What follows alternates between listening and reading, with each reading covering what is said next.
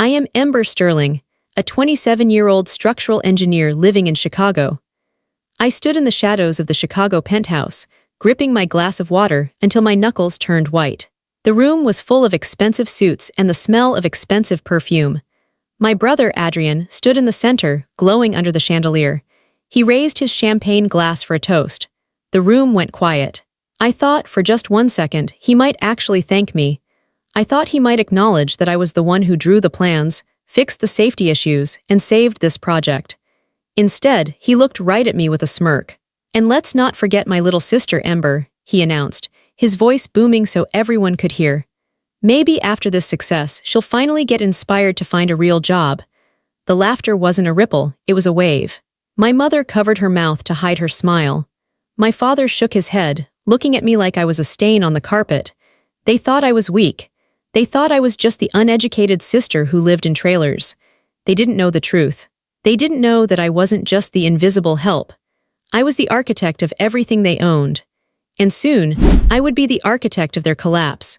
But before I tell you how everything flipped and subscribe, drop a comment. Where are you watching from? I am Ember Sterling, a 27-year-old. I walked out of that penthouse and didn't wait for the elevator. I took the stairs. I needed to feel my feet hitting the concrete steps. I needed to feel the burn in my legs to remind myself that I was real, because back in that room, my family had made me feel like a ghost. 20 flights of stairs. Down, down, down. With every step, the sound of their laughter faded, but the sting of Adrien's words burned hotter. Maybe one day Ember will get a real job. A real job. I stopped on the 10th floor landing, leaning my forehead against the cold, painted cinderblock wall. I closed my eyes, and I saw the last 7 years of my life play out like a bad movie. They told everyone I dropped out of MIT because I couldn't hack it. That was the official family story. "Ember is the creative one," my mother would say at dinner parties, waving her hand dismissively. She just didn't have the discipline for engineering. It was too much math for her. It was a lie. A lie I let them tell because I thought it protected the family name. The truth was, I didn't drop out. I was pulled out. 7 years ago, my father's firm, Sterling & Sons, was bleeding money. My father, Richard Sterling, had a reputation for big ideas and terrible execution. He bought materials he couldn't afford. He promised deadlines he couldn't meet. He was a visionary to the public, but a chaotic mess behind the scenes. I was 20 years old, sitting in a lecture hall in Cambridge, Massachusetts, when my mother called me. She wasn't crying. My mother never cried. She was panicked, which was worse. "You need to come home, Ember," she had said. "Your father is in trouble, the books are a mess. The inspectors are threatening to shut down the stadium project. We need someone who understands the numbers but won't talk to the press." I left that night. I packed my dorm room into 3 boxes, withdrew from my classes, and flew back to Chicago. I thought I was coming home for a month. I never went back. When I arrived, the company wasn't just in trouble, it was dying. My father was drinking in his office at noon. Adrien, who had just finished his MBA, was driving a Porsche the company paid for, talking about branding and image, but he couldn't read a blueprint to save his life. Someone had to do the work. So I traded my textbooks for a hard hat. I didn't get a corner office. I didn't even get a desk in the main building. My father put me in the field office, which was a rusty, drafty trailer parked in the mud on the south side of the construction site. "It's better this way," my father told me, not looking me in the eye. "If the investors see a 20-year-old girl running the engineering, they'll pull their funding. You stay back here. You do the work. Adrien will present it. He's the face. You're the support. That's what they called it. For 7 years, I lived in those trailers. I woke up at 4 a.m. every single day. I learned to drink coffee that tasted like battery acid. I learned to talk to union foremen who looked at me like I was a lost little girl until I pointed out the structural flaws in their pouring schedules that would have cracked the foundation in 5 years. I learned to be invisible. I remember one winter, 3 years into this arrangement. We were working on a high-rise downtown. It was February in Chicago. The wind off the lake felt like knives. The heating in my trailer had broken 3 days prior. But my father said there was no budget to fix it immediately because Adrien needed a new suit for a press conference. I sat there in my parka, wearing fingerless gloves, redrawing the HVAC schematics by hand because the software license had expired and no one paid the bill. My breath puffed in the air in front of me. My fingers were so stiff I could barely hold the pencil. The door banged open. It was Adrien. He walked in, smelling like expensive cologne and warmth. He looked around the trailer with a sneer, like he had stepped in something gross. "Is it done?" he asked. He didn't ask how I was. He didn't ask why it was freezing. "Almost," I said, my voice shaking from the cold. The load calculations on the west wall were off. I had to recalculate the steel reinforcement. If we had built it the way Dad wanted, the windows would have blown out in the first storm. Adrien grabbed the papers from my desk. "Just give it to me. The investors are waiting at lunch." He turned to leave. "Adrien," I called out. He stopped, hand on the door, letting the freezing wind blow in. "What?" "My heater," I said. "It's been 3 days, I can't feel my toes." He laughed, a short, sharp sound. "Buy a space heater, Ember. Stop being so dramatic. We're all making sacrifices." He walked out and slammed the door. I watched through the dirty window as he got into his heated car and drove away to a lunch that cost more than my monthly rent. I sat there and finished the calculations. I did it because there were 200 workers on that site who needed this job to feed their families. I did it because if the building failed, people would get hurt. I did it because I still, stupidly, loved my father and wanted to save him from ruin. I was the secret engine that kept the Sterling machine running. I fixed safety violations before the inspectors arrived. I renegotiated contracts with suppliers who were ready to sue us. I rewrote the blueprints that my father scribbled on napkins. And every time a project finished, every time a building opened, I stood in the back of the crowd, wearing my work boots, while Adrien and my father cut the ribbon. They praised Adrien for the clean lines and bold engineering. They praised my father for his vision. They never mentioned the girl in the trailer. I told myself it was temporary. I told myself I was earning my place. I told myself that one day they would call me up to the stage and say, "We couldn't have done it without Ember." I was so naive. I was a workhorse hoping to be treated like a racehorse. But to them, I was just the mule. Useful for carrying the heavy load, but you don't bring a mule to the party. Until tonight. Tonight, the mule had walked into the party, and the mule had finally realized that the heavy load wasn't hers to carry anymore. The moment I truly should have known better, the moment the cracks in my heart really started to show, was 3 years ago, the riverfront disaster. It wasn't a physical disaster, thank God, but it was the moment my soul started to collapse. The riverfront project was supposed to be my father's legacy. A massive complex of luxury condos right on the Chicago River. It was a beautiful idea. It was also a logistical nightmare. My father had bid too low to get the contract. Millions too low. By the time we broke ground, we were already in debt. The banks were calling every day. My mother was selling her jewelry on the quiet to pay the interest on the loans. The stress in the house was thick, like smoke. Then the soil report came back. I was in the trailer as always. The geologist, a man named Miller, threw the file on my desk. "You've got a problem, Ember," he said. "The soil on the north bank is unstable, it's too soft. If you drive piles the way your plans say, the whole north tower is going to sink 3 inches within a year. It'll tear the building apart." My stomach dropped. "How much to fix it?" "You need deeper piles, steel casing, concrete injection. It's going to cost another $2 million and take 3 months. I brought the news to my father. He was in his office, staring out the window, a glass of scotch in his hand. It was 10 a.m. "We don't have the money, Ember," he said, his voice flat. "And we don't have the time. If we delay, the penalty clauses kick in, we lose everything." "Dad," I said, stepping forward, "we can't build on soup, it's dangerous. People will live there." He spun around, his eyes red and wild. "You think I don't know that? Fix it, you're the genius. You always think you're smarter than me. Fix it without spending $2 million. "I can't change physics, Dad." "Then find a way," he screamed. "Or don't bother coming home." He threw his glass against the wall. It shattered. I walked out. I went back to my trailer. I didn't sleep for 4 days. I lived on caffeine and fear. I pulled every favor I had. I called an old professor from MIT, one I hadn't spoken to since I left. I begged him to look at the soil data with me. We worked over Zoom until 4 a.m. Together, we found a solution. It wasn't standard. It was a cantilever system, shifting the weight of the North Tower back onto the solid bedrock of the South Side. It was brilliant. It was elegant. And most importantly, it was cheap. It used steel we already had. I redrew the entire structural plan in 48 hours. My eyes were burning, my hands were cramping, but I did it. I saved the project. I saved the company. I saved the family home. I presented it to the construction team. They looked at me like I was a wizard. "This will work," the foreman said, nodding with respect. "Damn girl, this will actually work." When I brought the plans to my father, he didn't hug me. He didn't cry with relief. He just looked at the papers, grunted, and said, "Good, get it to the site." Then came the opening day. The riverfront plaza was beautiful, glass and steel gleaming in the summer sun. The mayor was there. The press was there. A brass band was playing. I was standing by the catering tent, wearing a simple black dress I had bought at Target. I was tired. My bones felt heavy, but I was proud. I looked at that North Tower standing straight and tall, and I knew I did that. That's my building. Adrien walked up to the podium.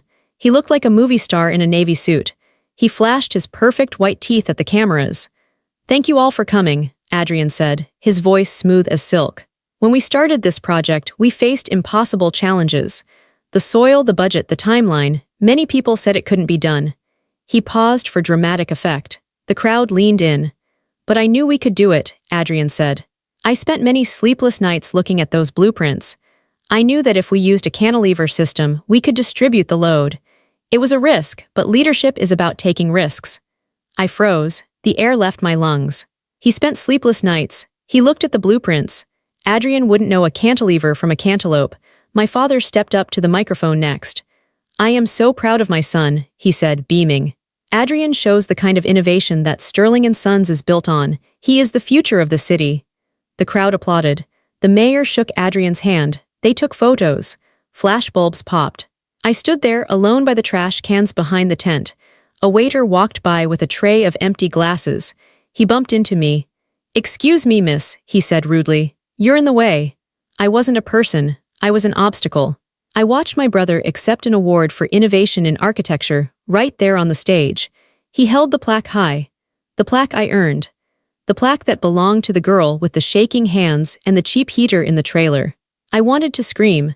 I wanted to run up onto that stage and tear the microphone out of his hand. I wanted to shout, ask him how deep the piles are, ask him what the load-bearing ratio is. He doesn't know, but I didn't. I stayed silent. Why? Because I was conditioned. I was trained to be the safety net, not the star. I told myself that my sacrifice mattered. I told myself that keeping the family afloat was a noble thing. I was wrong. It wasn't noble. It was pathetic. That day at the riverfront, I learned a lesson, even if I didn't admit it to myself until years later. My family didn't love me. They loved what I could do for them. And the more I did, the less they respected me. I had saved them from bankruptcy, and my reward was to be erased. The morning after the penthouse party, I woke up in my apartment. It wasn't a penthouse. It was a fourth-floor walk-up in a neighborhood where you didn't walk alone at night. The paint was peeling, and the radiator clanked like a dying engine. My head was pounding. Not from alcohol, I hadn't had a drink, but from the sheer emotional exhaustion of being humiliated in front of 200 of Chicago's elite. I sat up and checked my phone. It was blinking with notifications. 17 missed calls, 32 texts. My stomach turned over. I unlocked the screen. The first text was from Adrien, sent at 2 a.m. "Where the hell did you go? You left before the investors left. Unbelievably selfish, Ember. You embarrassed us, again." The next one was from 2:15 a.m.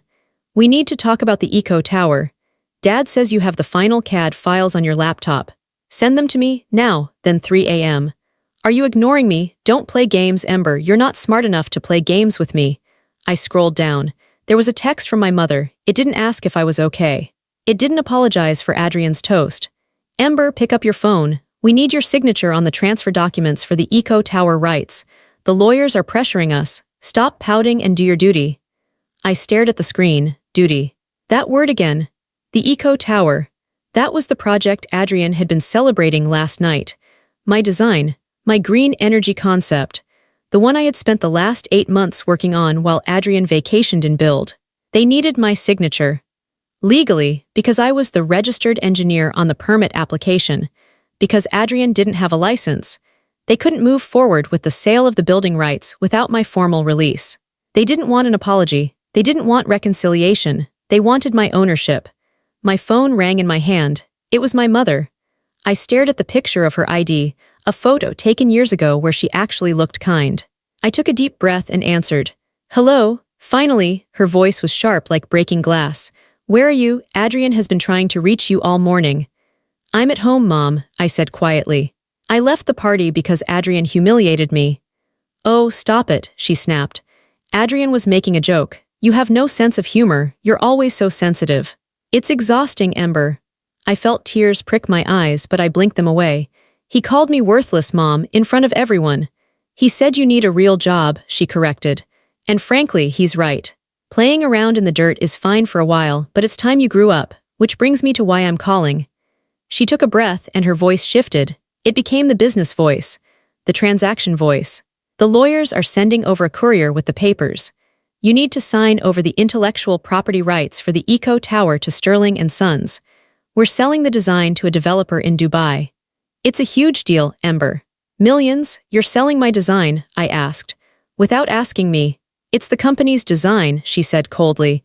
You work for the company, barely. I drew every line, Mom. I did the wind tunnel testing. I sourced the solar glass. And the company paid for the pencils, she said. Sign the papers, Ember. Don't make this difficult. If you don't sign, the deal falls through. And if the deal falls through, we can't pay the mortgage on the penthouse. There it was. The guilt trip. I need time to think, I said. There is no time, she shouted. Adrien is furious. He's already taken steps, Ember. He knew you would be difficult. What do you mean, taken steps? Check your email. The line went dead. I pulled my laptop onto my lap and opened my email. There was a notification from the company HR system, which Adrien managed. Subject, notice of termination. I opened it. My hands were shaking. It wasn't a termination letter for me. It was a CC'd email. Adrien had fired my crew. Bob, the 60-year-old foreman who had taught me how to pour concrete. Sarah, the junior drafter I was mentoring. Miguel, the safety inspector who had a baby on the way. Adrien had fired them all this morning. The email read, due to restructuring and lack of project oversight from the senior engineering team, Ember Sterling, the following positions are redundant effective immediately. He was blaming me. He was firing the only people who respected me, the only people who actually did the work, and he was telling them it was my fault. He was holding them hostage. My phone buzzed again. A text from Adrien. I can hire them back tomorrow, if you sign the papers today. Your choice, little sister. Do you want Bob to lose his pension? Sign the rights over. I threw the phone across the room. It hit the wall and cracked. I sat there, breathing hard. My chest felt like it was caving in. This wasn't just family dysfunction anymore. This was blackmail. This was war. They didn't care about me. They saw me as a resource to be mined until I was empty and then discarded. And now they were willing to hurt innocent people just to control me. I walked into my tiny bathroom and splashed cold water on my face. I looked at myself in the mirror. I looked tired. I looked pale. I looked like the victim they wanted me to be. No, I whispered to the reflection. I wasn't going to sign, but I wasn't going to just say no either. If I said no, they would just forge my signature or destroy my reputation. I needed to do something they never expected. I walked back to the living room and picked up my cracked phone. I didn't text Adrien back. I didn't call my mother. Instead, I opened my laptop and logged into the secure server. I had about an hour before they realized I wasn't complying and locked me out. I needed to download everything. Every email, every draft, every forged safety report Adrien had tried to hide. They wanted my signature, fine. But they were going to get the whole truth along with it. While the files were downloading, I made the mistake of opening social media. I don't know why I did it. Maybe I wanted to see the damage. Maybe I wanted to see if anyone had defended me. I opened Instagram. The first thing on my feed was Adrien's post from the party. It was a photo of the core team, accepting the applause after his toast. I remembered that moment. I had been standing on the far left, looking awkward, holding my water glass. Adrien was in the middle. My parents were on the right, but in the photo on the screen, I wasn't there. The photo had been edited, and not just cropped. Someone had professionally retouched the image to remove me completely. Where I had been standing, there was now just a seamless extension of the velvet curtains and a potted plant. I zoomed in. It was flawless work. It was like I had never existed. I looked at the caption. At Adrien Sterling Arch, visionary leadership requires bold action. Last night we celebrated the future of the Eco Tower. Proud to lead this family and this firm into a new era of excellence. Success is a solo journey sometimes, but the view from the top is worth it. Number architecture, number visionary, number Sterling legacy, number self-made, self-made. I felt a laugh bubble up in my throat, but it sounded like a sob. Self-made. He couldn't even make his own coffee without calling an assistant. I scrolled through the comments. So inspiring, Adrien. You're a genius, man. The Sterling family never misses. And then, a comment from one of my cousins. Where's Ember? Adrien had replied. Ember couldn't handle the pressure of the big leagues. She's taking some time off to figure herself out. We wish her the best. I stared at the screen until the pixels blurred. It wasn't enough to steal my money. It wasn't enough to steal my work. They had to steal my reality. They were rewriting history in real time. To the world, I wasn't the architect. I wasn't the engineer. I was just the unstable little sister who couldn't handle it. This was the erasure. They were systematically deleting me from my own life. If I disappeared tomorrow, the only record of my time at Sterling and Sons would be a few signed permits buried in city archives. A cold calm washed over me. It replaced the panic. It replaced the sadness. I realized something important. They were erasing me because they were terrified of me. If I was worthless, they wouldn't need to work so hard to hide me. You don't crop a nobody out of a photo. You crop out the person who threatens your spotlight. You crop out the person who actually did the work because their presence proves you are a fraud. They were scared. I looked at the download bar on my laptop. 100% complete. I had it all. The original metadata for the Eco Tower plans, showing my user ID as the creator. The timestamps showing I worked on them for 400 hours while Adrien was in Ibiza. The emails from Adrien asking me to dumb it down so he could understand the presentation. And most importantly, I had the Draft 4 folder. Draft 4 was a version of the Eco Tower plans that I had rejected 2 weeks ago. It was cheaper to build, yes. It used a different alloy for the support beams. But my calculations showed that in high winds, the kind Chicago gets every winter, the stress on the joints would exceed safety limits by 15%. It wouldn't fall down immediately. But in 10 years, it would be a death trap. I had labeled that file, Do Not Use Dangerous, Rejected BY Engineer. I opened the folder on my drive just to double-check. My heart stopped.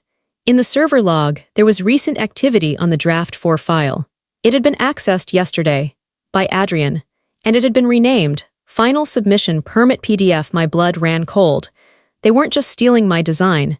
They were using the rejected cheap version to save money, the dangerous version. And because they needed my signature on the rights transfer, that meant they were probably planning to use my engineering stamp on the permit application too. If that building went up, and if it hurt someone, the investigation would look for the engineer of record. They would find my name, my stamp. They weren't just erasing me, they were setting me up. If the Eco Tower failed, Adrien would say, I just funded it. Ember designed it. Look, her stamp is right there. I would go to prison for negligence. And he would play the grieving brother who had been betrayed by his incompetent sister. I closed my laptop. The snap of the lid sounded like a gunshot in the quiet apartment. I stood up. I went to my closet and took out my good suit. The one I bought for my graduation that my parents didn't attend. I wasn't going to cry anymore. I wasn't going to hide. I picked up the external hard drive with all the evidence. My family thought they had cropped me out of the picture. They thought they had silenced me. But they forgot one thing about architects. We know exactly where the weak points are. And we know exactly how to bring the whole house down. I wasn't going to the office. I wasn't going to my parents' house. I was going to see Zoe Vance, the biggest competitor in the city, the one woman my father was terrified of. The war had started, and I was bringing the ammunition. I stood on the sidewalk in front of the Vance and Associates building. It was a glass tower that looked like a shard of ice cutting into the sky. It was clean, sharp, and intimidating, just like Zoe Vance. My father hated Zoe Vance. He called her a shark and a traitor because she had left his firm 20 years ago to start her own. But I knew the truth. She left because my father stole her work, just like he was stealing mine. For years, she had been the only person in Chicago who could beat us on a bid. And she did it without cutting corners. I checked my reflection in the glass doors. I was wearing my graduation suit, navy blue, sensible, not flashy. My hair was pulled back in a tight bun. I was holding the external hard drive so tight my hand was cramping. I almost turned around. The voice in my head, the one that sounded like my mother, was whispering, "You're betraying your family. You're ungrateful, you're going to get laughed out of the building." But then I remembered the photo, the one where they erased me. I remembered Adrien's laugh. I pushed the revolving door and walked in. The lobby was silent and smelled like lemons and steel. The receptionist looked up. She was young, stylish, and efficient. "Can I help you?" "I'm Ember Sterling," I said. My voice didn't shake. "I need to see Zoe Vance." "It's urgent." The receptionist raised an eyebrow. "Do you have an appointment?" "No, but tell her I have the structural files for the Eco Tower, and tell her I know why her bid lost." The receptionist hesitated, then picked up the phone. She whispered something, paused, and then looked at me with wide eyes. "Top floor," she said. "She's waiting." The elevator ride took 40 seconds. I counted them. My heart was hammering against my ribs like a trapped bird. When the doors opened, Zoe Vance was standing right there. She was 60 years old, with short silver hair and glasses that hung on a chain around her neck. She wore a black turtleneck and slacks. No jewelry, no nonsense. She looked at me for a long moment. Her eyes were gray and sharp. She didn't smile. "Sterling," she said. "It wasn't a greeting, it was an acknowledgement. You look like your father, but you have your grandmother's eyes." "I'm not here for a family reunion," I said. "I'm here to make a trade." Zoe gestured to her office. It was massive, with floor-to-ceiling windows overlooking the lake. But unlike my father's office, which was full of leather chairs and liquor bottles, Zoe's office was full of work. Drafting tables, models, stacks of blueprints. It was a workshop, not a throne room. I sat down and placed the hard drive on her desk. "My brother fired me this morning," I said, "and they are trying to force me to sign over the rights to the Eco Tower design." Zoe leaned back in her chair. "The Eco Tower, the project Adrien won the Visionary Award for. It's a bold design, Ember. I'll admit, when I saw the concept, I was jealous. I didn't think Adrien had it in him." "He doesn't," I said. "He can't even calculate the load for a parking garage." "I suspected as much," Zoe said. "So why are you here? You want a job." "I want credit," I said. "And I want to stop them." I opened my laptop and connected the drive. This drive contains every iteration of the Eco Tower design, from the first sketch on a napkin to the final CAD file. "Look at the metadata. Look at the timestamps." Zoe put on her glasses and leaned in. She scrolled through the files. She was fast. She clicked on the structural analysis, the wind resistance models, the material specs. She was silent for 10 minutes. The only sound was the clicking of the mouse and the hum of the air conditioner. Finally, she stopped. She looked up at me and her expression had changed. The sharpness was gone, replaced by something else. "Respect. The cantilever solution at the riverfront," she said softly. "That was you." "Yes." "The retrofit on the stadium roof last year, the tension cables." "Yes." "And this," she pointed to the screen. "The variable density glass for the Eco Tower to reduce thermal gain. This is brilliant, Ember. This is doctoral-level engineering." "I learned by doing," I said. "I lived in trailers for 7 years fixing their mistakes." Zoe took off her glasses. "I always wondered how Richard kept that company afloat. He's a drunk and a gambler. And Adrien is a salesman. I knew someone else was doing the math. I just didn't realize it was his daughter." She stood up and walked to the window. "You know what they say about me, right?" she asked. "That I'm cold, that I'm ruthless." "I don't care," I said. "I just want to work for someone who knows my name." Zoe turned around. "I don't just want to hire you, Ember.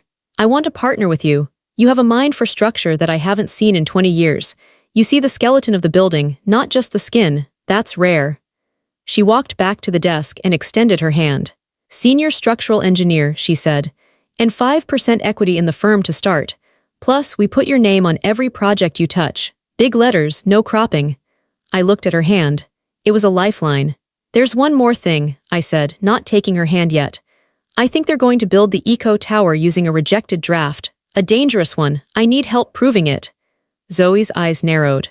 "If they do that, people will die." "I know," I said. "That's why I'm here." Zoe nodded grimly. "Then let's get to work. Welcome to the team, Ember." I shook her hand. It was firm and warm. For the first time in my life, I wasn't just a helper. I was a partner. The first week at Vance and Associates was a shock. I had my own office. It had a door that closed. It had heat. I had a high-performance computer and a chair that didn't hurt my back. But the biggest shock was the culture. On Tuesday, I was in a meeting with the junior architects. I pointed out a potential drainage issue in a plaza design. I expected them to roll their eyes or tell me to be quiet like Adrien would have. Instead, the lead architect, a man named David, stopped writing. "Wait, explain that," he said. I explained it. "She's right," David said to the group. "Good catch, Ember, thank you. Thank you." 2 words I hadn't heard in 7 years. I went back to my office and closed the door because I felt like crying. It was pathetic how much I starved for basic decency. But I couldn't relax. I had a knot in my stomach that wouldn't go away. I kept checking the City of Chicago Department of Buildings portal. It was a public website where you could track permit applications. I knew my family was desperate. The groundbreaking ceremony for the Eco Tower was scheduled for Friday. That meant they needed the full construction permit approved by Wednesday today. I sat at my desk at 8 p.m.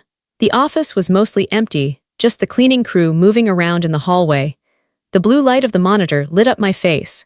I hit refresh on the portal. Application number B-2000 and 25-8892. Sterling & Sons, Eco Tower. Status, approved. My heart stopped. Approved. That meant they had submitted the final structural drawings and a licensed engineer had stamped them. But I hadn't stamped them. And I was the only licensed structural engineer of record on the project. Adrien wasn't licensed. My father's license had been suspended pending a review of his continuing education credits. Another mess I used to clean up for him.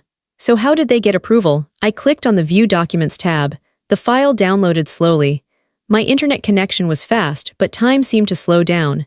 The PDF opened. I scrolled past the cover sheet. Past the zoning compliance. I went straight to the structural schematics. I looked at the beam specifications on page 42. Beam type, W12x26 grade 50 steel, I gasped. "No," I whispered. "No, no, no."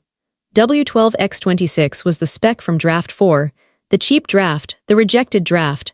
The safe spec, the one I had finalized in draft 8, was W14x90.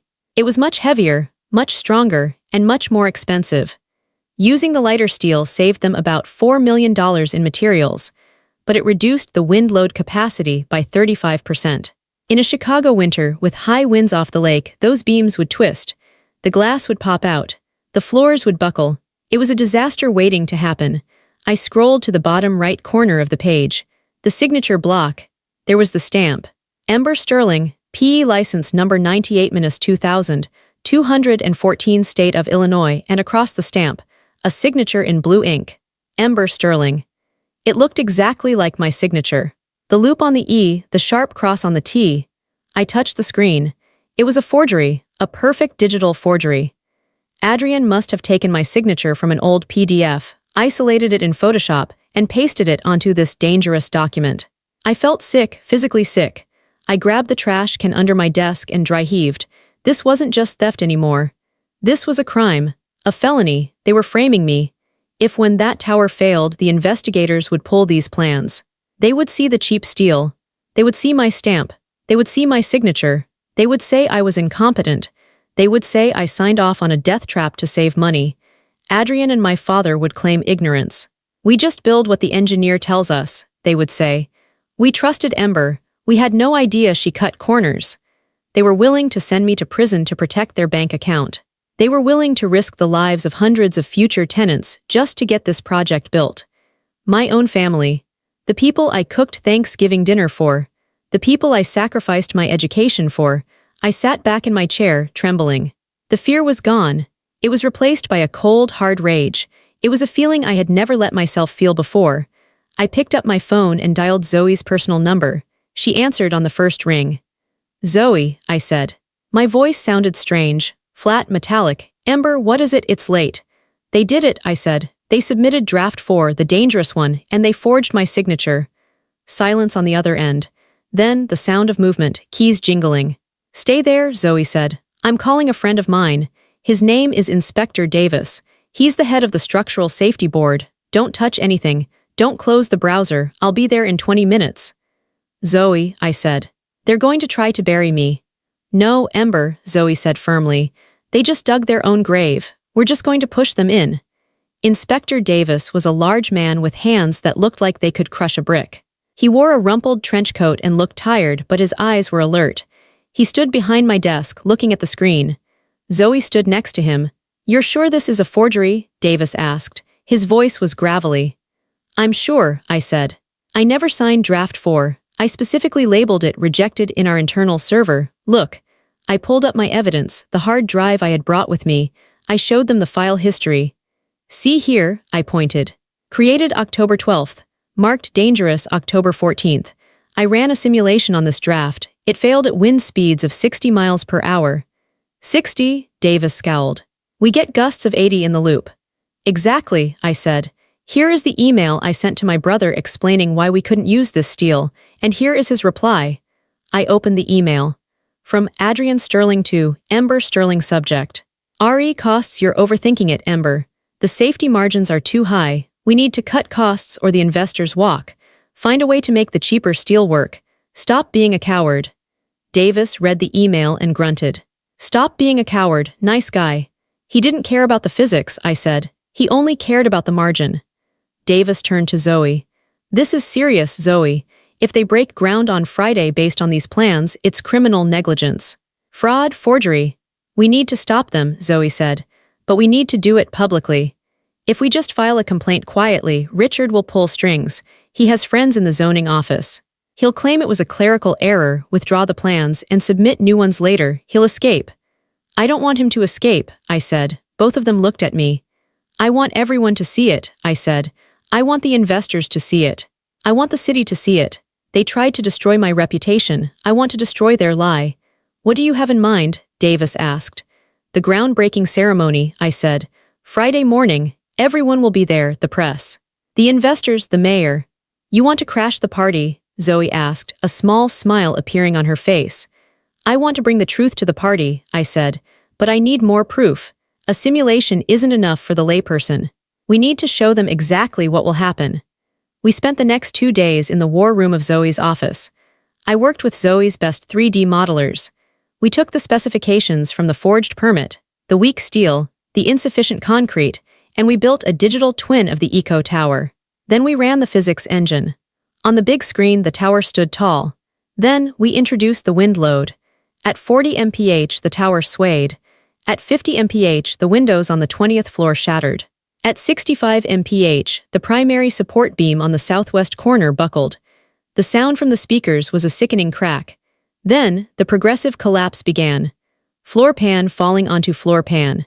The whole structure twisting and coming down like a house of cards. It's a tomb, Davis said quietly, watching the screen. That building is a tomb. And here is the overlay, I said. I clicked a button. The screen split. On the left was the collapse. On the right was the forged signature. They signed my name to a death sentence, I said. Thursday night, my phone rang. It was my mother again. I put it on speaker so Zoe could hear. Ember, my mother's voice was sweet. Sickeningly sweet. We haven't heard from you, we're worried. I'm busy, Mom, I said. Well, I just wanted to remind you about the groundbreaking tomorrow. It would look very bad if you weren't there. People are asking questions. I thought Adrien said I was taking time off, I said. Oh, you know Adrien, she laughed lightly. He's just stressed. Come tomorrow, wear something nice. We're going to announce the new partnership with Dubai. It's a celebration. I'll be there, I said. Good, she said. And Ember, bring your notary stamp. There might be a few last-minute forms. I looked at Zoe. She shook her head in disbelief. I'll bring everything I have, I said. Perfect. See you at 10 a.m. Don't be late, she hung up. She has no idea, Zoe said. She thinks she still controls you. She thinks I'm the same Ember, I said. She thinks I'm the girl who just wants to be loved.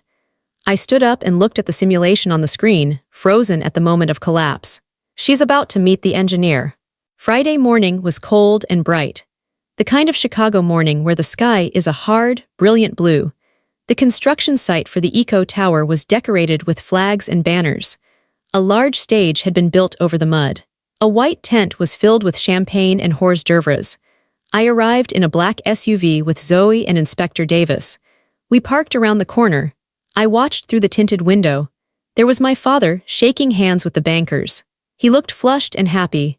There was my mother, wearing a white fur coat, directing the photographers. There was Adrien, standing center stage, checking his reflection in his phone. He looked so confident, so untouchable. Are you ready? Davis asked. He was wearing his official city inspector uniform now, badge visible. Behind our car were 2 police cruisers. I'm ready, I said. We got out of the car. The ceremony had already started. Adrien was at the microphone. And this tower represents not just a building, but a promise, Adrien was saying. A promise of safety, of sustainability, of family values. The crowd clapped politely. We have worked tirelessly, Adrien continued. My father and I have poured our souls into these blueprints. I walked onto the site. Zoe was on my left, Davis on my right. The police officers followed behind us. The crowd near the back noticed us first. A murmur went through the group. People turned their heads. The applause died down. Adrien squinted against the sun. He saw me. Ah, he said, his smile faltering for a second. And here is my sister, Ember. Running a little late, as usual. He laughed nervously. Come up here, Ember, join the family. I didn't smile, I didn't wave, I kept walking. I walked right down the center aisle. The investors in their expensive suits parted ways for us. I walked up the stairs to the stage. Ember, what are you doing? My mother hissed, stepping forward. Who are these people? This is Inspector Davis, I said, my voice amplified by the microphone as I stepped close to it. Adrien tried to grab the mic. Okay, thank you, Ember. We can discuss this later. Inspector Davis stepped between us. He was a foot taller than Adrien. Step back, Mr. Sterling. The crowd went deadly silent. What is the meaning of this? My father demanded, blustering forward. This is a private event. This is a crime scene, Davis said. His voice boomed across the site. The cameras were all flashing now. Every lens was pointed at us. Crime scene, Adrien laughed, but it sounded like a choke. That's ridiculous, we have permits. You have forged permits, I said. I looked at the crowd. I looked directly at the investors. My name is Ember Sterling, I said clearly. I am the structural engineer for this firm. The permits that were submitted to the city on Wednesday bear my signature and my stamp. I paused. But I did not sign them. Gasps from the crowd. The plans submitted utilize substandard steel, I continued. Beam W12X26. If this building is built as designed by my brother, it will collapse within 5 years. She's lying, Adrien screamed. He looked wild now. She's crazy, she's jealous because I fired her. I have the proof, I said calmly. I held up the hard drive. And so does the City Department of Buildings. We have the metadata proving the forgery. We have the emails where you demanded cheaper materials against safety regulations. Zoe stepped forward. I have personally reviewed the files. As a licensed architect in the state of Illinois, I certify that the plans Adrien Sterling submitted are a catastrophic failure waiting to happen. The investors were backing away. The bankers were on their phones. This is slander, my father shouted. I'll sue you, I'll sue all of you. You can't sue, Davis said. You're under arrest. The police officers stepped onto the stage. Richard Sterling, Adrien Sterling, Davis said. You are under arrest for fraud, forgery, and reckless endangerment. The color drained from Adrien's face. He looked at me, his eyes wide with shock. He looked like a child. Ember, he pleaded. Ember, tell them. Tell them it's a mistake, we're family. I looked at him. I looked at the brother who had mocked me, the brother who had erased me from the photo, the brother who had stolen my life for 7 years. Family doesn't build their fortune on their sister's grave, I said. The officers handcuffed him. Adrien dropped the ceremonial golden shovel. It hit the wooden stage with a hollow thud. My mother was screaming. Don't touch him. Do you know who we are? Yes, I said to her. We know exactly who you are, and now so does everyone else. I turned my back on them. I walked down the stairs. Zoe put a hand on my shoulder. You did good, she said. I looked back one last time. Adrien was being led into the police car. My father was arguing with an officer, his face purple. My mother was standing alone on the stage, looking around, realizing that no one was looking at her with envy anymore. They were looking at her with pity. Their empire didn't crumble slowly.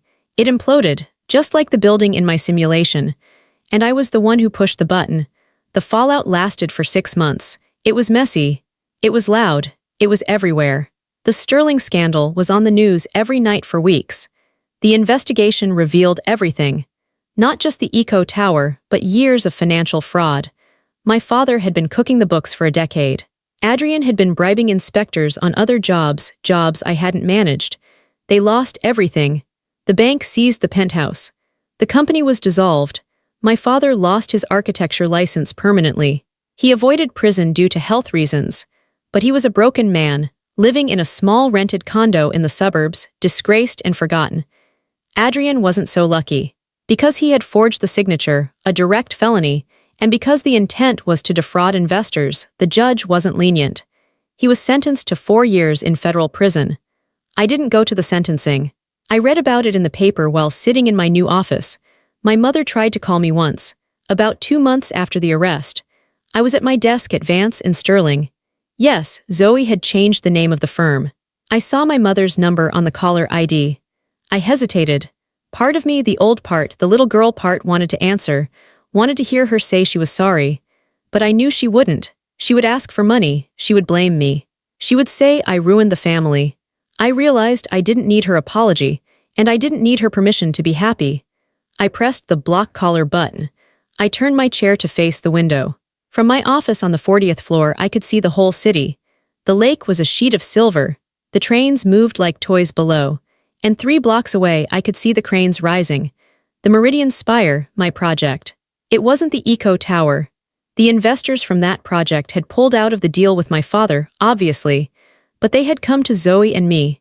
They asked us to design something new on the same site. I designed a building that was honest. It was all exposed steel and clear glass.